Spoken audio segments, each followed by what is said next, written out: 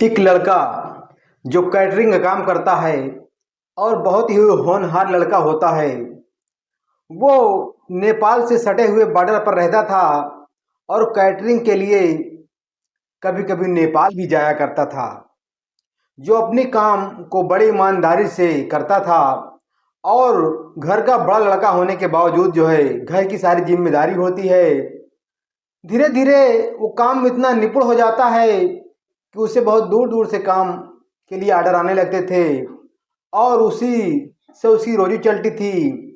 धीरे धीरे क्या कुछ होता है कि वो जैसे ही नेपाल एक काम के आर्डर के सिलसिले में कैटरिंग के लिए जाता है, वहाँ एक लड़की से आंखें चार हो जाती है। जब आंखें चार हो जाती है, धीरे धीरे नौबत शादी पर आ जाती है।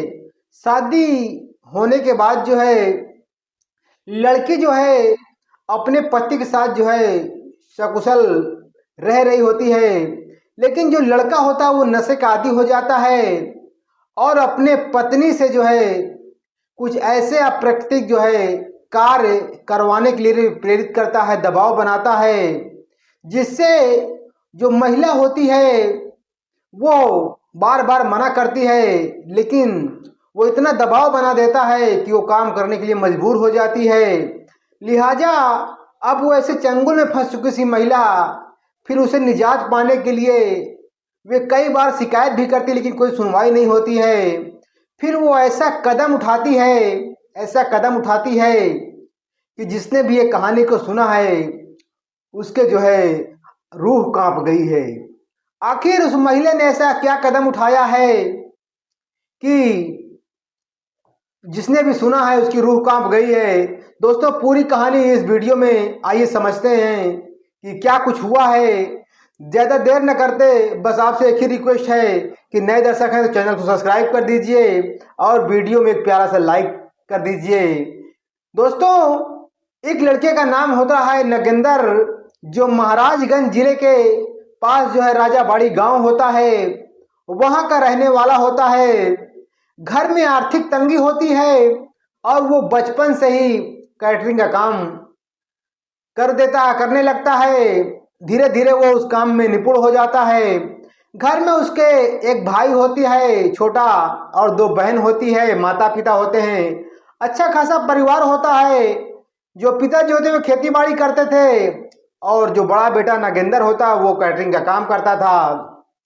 जैसे ही नगेंद्र थोड़ा बड़ा होता है, जो 18-20 साल का होता है, तो वो एक काम के सिलसिले में नेपाल जाता है, क्योंकि महाराजगंज जिला जो उत्तर प्रदेश का महाराजगंज जिला है वो नेपाल से सटा हुआ होता है। तो लोग इस पार उस पार काम के सिलसिले में जाते आते रहते हैं। तो वो भी नेपाल के आर्डर में जाता है और जाने के बाद वहाँ एक लड़की रहती है जिसका नाम नेहा होता है।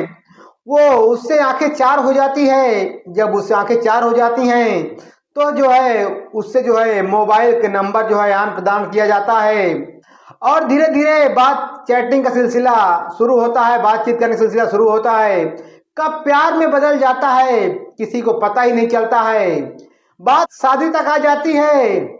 दोनों के परिजन जो है, इधर जो है नगेंद्र के परिजन भी मान जाते हैं, उधर नेहा के परिजन भी मान जाते हैं, क्योंकि लड़का बड़ा कमासुत था, काम करने वाला था, काम अपनी मेहनत से कमाता खाता था।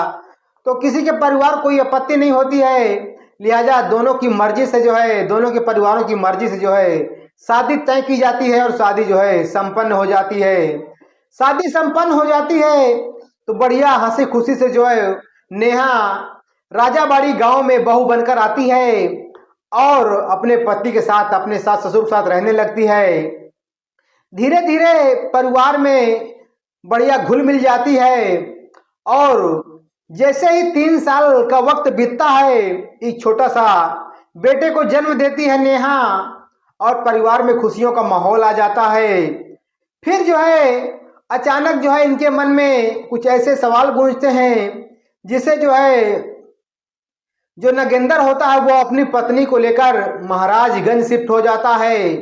जब महाराजगंज शिफ्ट हो जाता है तो अब जो मियाँ बीबी जो जहाँ रहना चाहते हो वहाँ रह सकते हैं। इसमें माता पिता कोई जोर नहीं होता है, क्योंकि बच्चे के जो है भाई कह सकते हैं, लेकिन बच्चे नहीं मानते तो नहीं मानते। वो बिना आपने बताए बताए जो है महाराजगंज शिफ्ट हो जाते हैं। शिफ्ट होने के बाद जो है जैसे ही फिर वो उसका काम जो है धीमा चलता है कैटरिंग का। अब काम जो है चल भी नहीं रहा होता है, तो वो मजबूर हो जाता है। फिर वो जो है अपने गांव के पास ही राजाबाड़ी जो है, जो महाराजगंज से 15-20 किलोमीटर पड़ता है, वो फिर राजाबाड़ी गांव में एक किराने की दुकान में जो है होलसेल की दुकान होती है, उसी में जो है काम करने लगता है। अब उसे जो है डेली अप डाउन गांव ही आना पड़ता था, 15-16 किलोमीटर अप डाउन करना पड़ता था। होते करते जो है जो नागेंद्र होता है, अब वो नशा का आदी हो चुका था। और उसके बाद जो है धीरे धीरे जो है उसकी पत्नी से थोड़ा कम बनने लगती थी। और उसके बाद वो अपनी पत्नी से जो है थोड़ी थोड़ी बहस कर लिया करता था। और फिर पता नहीं क्या बात हो गई, क्यों कहा सुनी हो गई। जैसे ही 4-5 साल बीतते हैं, उसके बाद जो है फिर अचानक जो है राजावाड़ी अपने गांव आ जाता है। जब गांव आ जाता है तो घर वाले पूछते हैं कि बेटा सब कुछ तुम्हारे भी ठीक ठाक तो है ना? तो नगेंद्र कहता हाँ सब कुछ ठीक ठाक, कोई दिक्कत नहीं है। कहते हैं कि तुम यहाँ गांव में रह रहे हो राजाबाड़ी में, तुम्हारी पत्नी जो है महाराजगंज में रह रही है, आखिर क्या बात है?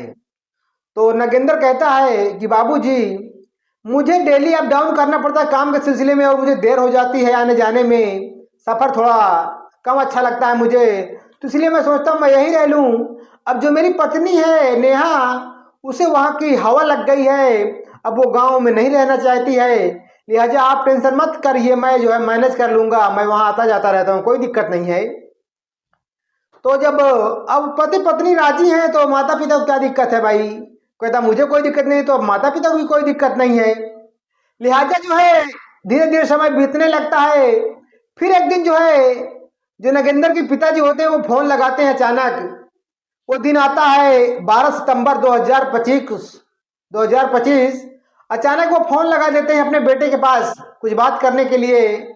तो नगेंद्र कहता है कि बाबूजी मैं शाम के आ जाऊंगा और जो होगी बैठ के बातचीत हो जाएगी, आप फोन रख दीजिए, शाम की बातचीत होगी, अभी काम जो है ज़्यादा है। तो शाम को इंतजार करते हैं। जो डेली जो है 6 बजे जो है आ जाता था, 7 बज जाते थे घर आ जाता था। लेकिन उस दिन जो है वो नहीं आया। 8 बज जाते हैं। अब 8 बज जाते हैं, फोन लगाता है तो फोन बिजी बताता है। फिर कुछ देर बाद जैसे 9 बज जाता है, 10 बज जाता है, फिर फोन लगाते हैं तो फोन जो है स्विच ऑफ बताता है। फिर इनके पिताजी नगेंद्र के जो है अपनी बहू नेहा के पास फोन लगाते हैं, नेहा का भी फोन स्विच ऑफ आता है। कोई बात नहीं सोचते, कोई बात नहीं, अपने वो चला गया होगा महाराजगंज पत्नी के पास, जो है मोबाइल स्विच ऑफ रहा होगा, कोई दिक्कत नहीं, सुबह बात कर लेंगे। अब जैसे ही सुबह होती है अपने काम काज में लग जाते हैं, तभी जो है अचानक एक पुलिस वाले का जो है महाराजगंज से थाने से फोन आता है कि आप नगेंद्र के पिताजी बोल रहे हैं? कि हाँ मैं नगेंद्र के पिताजी बोल रहा हूँ भैया, बताइए क्या बात है। तो बोले ये गाड़ी की जो है, ये गाड़ी का नंबर आपका ही है? कहे हाँ हाँ ये मेरे बेटे का नंबर है। तो बोलते हैं देखिए इसकी जो है एक दुर्घटना में मौत हो गई है, क्या आपको पता है? बोला नहीं पता है। तो रोने पीटने लगते हैं। तुरंत मौके वारदात पे पहुंच के जाते हैं। पुलिस जो है दरअसल कुछ लोग जा रहे होते हैं जिन्हें रास्ते में एक्सीडेंट दिखाई देता है, तो वो लोग फोन करते हैं पुलिस वालों को। पुलिस वाले आते हैं, घटनास्थल पर देखते हैं तो उन्हें ऐसा प्रतीत होता है कि दुर्घटना हुई है, क्योंकि जो है खून से लथपथ लाश होती है तो उन्हें लगता है कि दुर्घटना हुई है। दुर्घटना ऐसी प्रतीत हो भी रही थी। कुछ दूरी पर उसका मोबाइल भी मिल जाता है। वो लोग जो पंचनामा करके जो है लाश को जो है पोस्टमार्टम भेज देते हैं। लेकिन जब पोस्टमार्टम करते हैं तो बारीकी से और कुछ देखने की कोशिश करते हैं तो उनके हाथ में और गले में कुछ चिन्ह दिखाई दे रहे थे। तो वो ज्यादा कुछ कहते नहीं है, बोला कि पोस्टमार्टम जाएगी रिपोर्ट तो वहां खुद सामने आ जाएगी। अब इधर जो है जैसे पोस्टमार्टम जाती है तो वहां से जब रिपोर्ट आती है तो पता लगता है कि इसे जो है मतलब दुर्घटना करने की साजिश दिखाया गया है, लेकिन दुर्घटना नहीं हुई है, इसकी हत्या की गई गला दबाकर। तो अब पुलिस के कान खड़े हो जाते हैं कि अच्छा। पुलिस जो है तुरंत जो है नगेंद्र का सीडीआर निकालती है, मोबाइल तो पहले ही मिल चुका था, सीडीआर निकालती है। जब उसमें से जब सारे नंबर की जांच करती है तो कहीं व्यापारियों का नंबर है, कोई सामान लेने वाले का नंबर है, तो कहीं किसी का नंबर है, नेहा का नंबर है, उसके दोस्तों का नंबर है, सबका नंबर मिलता, लेकिन कोई वैसे जो है ऐसी कहानी उसने नहीं समझ में नहीं आती है। तो फिर जो है उनके माता पिताजी बताते हैं कि साहब हमारे जो है जो बेटा है, ये पहली बात तो शादीशुदा है, इसका एक बच्चा है और बीबी है। जो ये जो है राजाबाड़ी गांव में रहते थे और इसकी पत्नी जो है महाराजगंज में रहती है, वो नहीं आई और ये यहाँ चले आए हैं। अब हमें तो कुछ शंका लग रही है, आप अब अपने हिसाब से इसकी जांच पड़ताल कर लीजिए। तो बोलते हैं कि उसका नंबर दीजिए हमें पत्नी का। जब पत्नी का नंबर देते हैं तो पत्नी का नंबर वो स्विच ऑफ बताता है, पता चलता है ये तो 6 महीने पहले ही बंद है नंबर। फिर कहते हैं एड्रेस दीजिए, तो एड्रेस वो महाराजगंज के देते हैं जो जो कि बस अड्डे के पास होता है, सिविल लाइन के पास। तो जब वहां पुलिस जाती है तो पता चलता है ये तो 4-3 महीने पहले ही खाली कर दिया है ये कमरा। इसका मतलब जब जो है नगेंद्र अपने घर आया था तभी वो कमरा खाली किया गया है। फिर जो है जब ये बोलते हैं कि अब आप क्या किया जाए, तो अभी जहां काम करता था, जिस दुकान में काम करता था, पुलिस वहां पहुंच जाती है लोकेशन के हिसाब से, सीडीआर के नंबर के हिसाब से। जब वहां पहुंचती है किराना के व्यापारी से पूछती है तो कहता है लड़का तो बहुत सीधा साधा था, कोई दिक्कत नहीं, अपने काम में एकदम निपुण था, काम भी बढ़िया ईमानदारी से करता था, हमें कोई दिक्कत नहीं थी। बोले तुम्हारी दुकान में और कौन बैठता है? बोला मेरा बेटा बैठता है। आपका बेटा क्या नाम है? बेटा का नाम जितेंद्र होता है, सूरज होता है। तो जो सूरज होता है तो बोला कि है कहाँ? तो बोला कि अभी है नहीं है। तभी जो है उस समय जो है सूरज आ जाता था। सूरज उसका दोस्त होता जितेंद्र का। तो जब उससे पूछताछ होती कि सूरज को तुम जानते हो? हाँ मेरा दोस्त है। जब उससे पूछताछ होती तो एक क्लू निकल कर सामने आता है कि एक महिला का जो फोन आता है और मेरे नंबर पर आता, मैं जितेंद्र से बात करवाता हूँ। जब वो नंबर को लेते हैं पुलिस वाले, उसको ट्रेस करते हैं, सर्विलांस में लगाते हैं, तो पता चलता है कि ये भी सिविल लाइन्स के ही पे 300-400 मीटर दूरी पर ये ट्रेस हो रहा है। जब उस नंबर की कॉल डिटेल जो है नगेंद्र के फोन से मिलाई जाती है तो कहीं ना कहीं मिल जाता है। जब मिल जाता है तो पुलिस को शंका हो जाती है कि शायद यही नेहा शर्मा है। जब उसके जो है स्थान पे जो है जहां वो रहती है लोकेशन पहुंचा जाता है तो पुलिस पहुंचती है और दरवाजा जब खटखटाती है, दरवाजा खोलती नहीं है क्योंकि वो टीवी में व्यस्त होती है। टीवी में जो है मैच चल रहा होता है, जब बहुत तेज आवाज होती है, वो खटखटाते जरूर लेकिन खोलती नहीं, दरवाजा तोड़ देते क्योंकि पुलिस शंका होती है कि शायद इसके साथ भी कोई अप्रिय घटना ना घट गई हो। तो दरवाजा तोड़ दे, जब तोड़ देते हैं तो देखते हैं वो बेड पे बैठी टीवी देख रही होती है। उससे जब पूछते हैं कि तुम नगेंद्र को जानते हो? कहते हाँ मेरे पति है, मैं जानती हूँ। तो शायद इनके तुम्हें पता है कुछ इसके साथ हो गया क्या? मुझे नहीं पता है। तो कहते हैं इसकी मृत्यु हो गई है, दुर्घटना में एक्सीडेंट हो गया, इनकी मृत्यु हो गई है।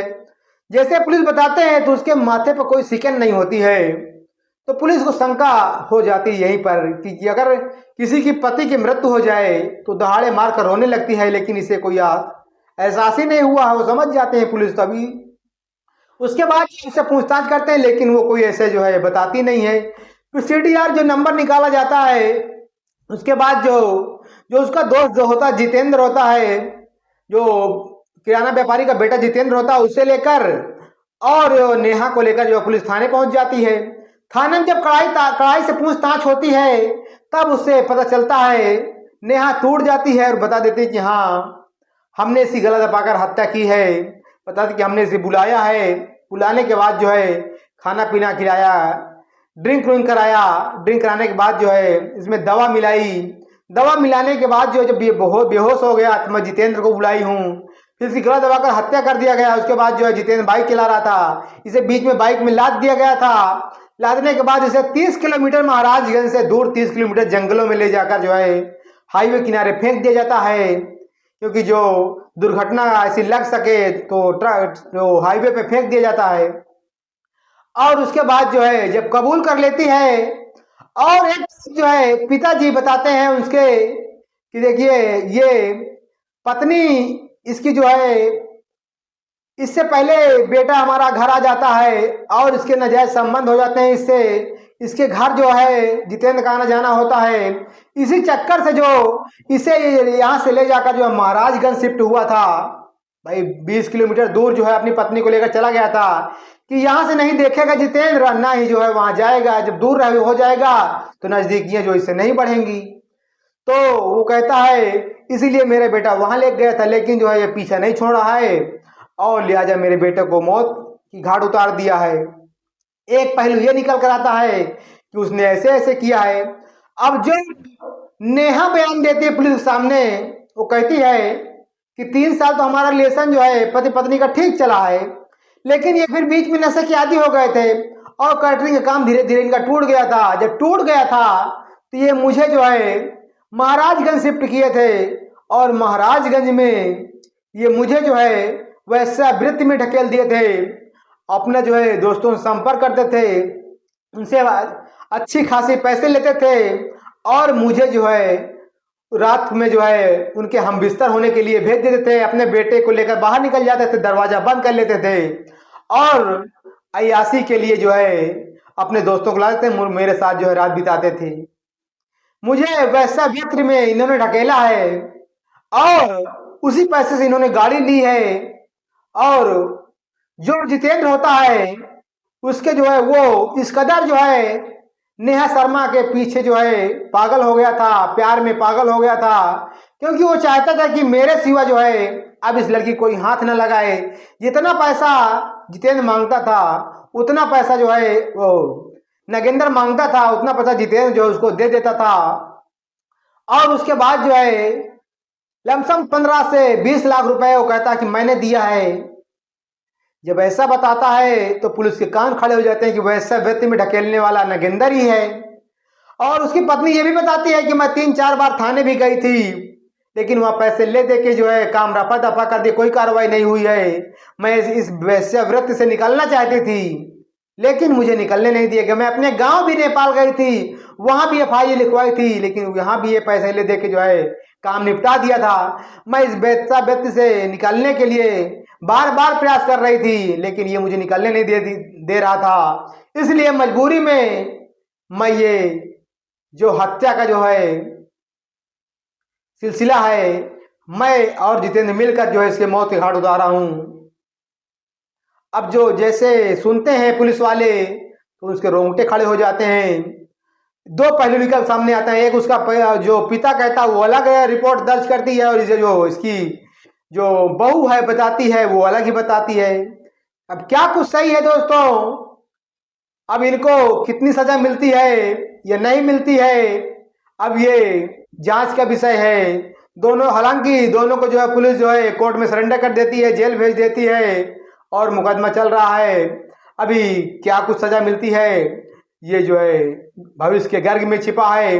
कहानी अच्छी लगी तो लाइक करें, शेयर करें। फिर मिलते किसी अगली वीडियो में, तब तक के लिए धन्यवाद। अपनों का ख्याल रखें।